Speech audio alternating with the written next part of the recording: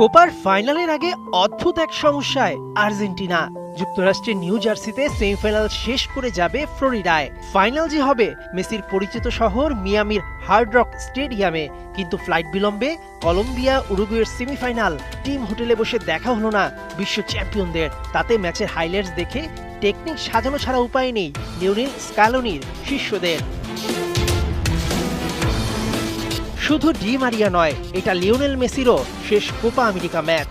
কেননা 2028 কোপা আমেরিকায় নিশ্চিতভাবেই খেলবেন না লিওনেল মেসি। দুই মহাতারকার বিদায়টা রঙিন করতে হাতে 4 দিন সময় পাচ্ছে আলবি সেলেস্তেরা। ফাইনালে কলম্বিয়ার শক্তিমত্তা দুর্বলতা দুটো নিয়েই কাগজ কলম নিয়ে বসে পড়েছে আর্জেন্টিনার কোচিং ইউনিট।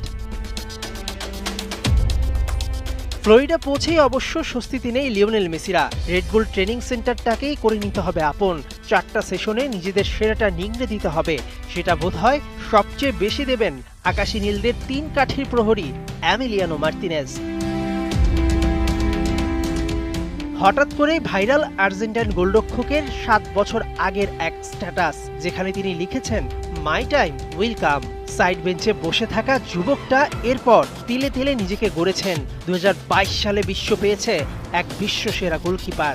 আর্জেন্টিনাকে ফাইনালে তুলতে মেসি ডি মারিয়াদের শেষটা রাঙাতে গোল সেভ করে গেছেন জীবন দিয়ে। ফাইনালেও এই বাজপাখি হবে এক্স ফ্যাক্টর মনে করছেন ক্রিটিকরা।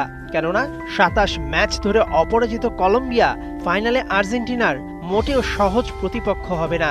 খেলা টাই ব্রেকারে গড়ালে ম্যাচের নায়ক হবেন সেই এমিলিয়ানো মার্তিনেজ।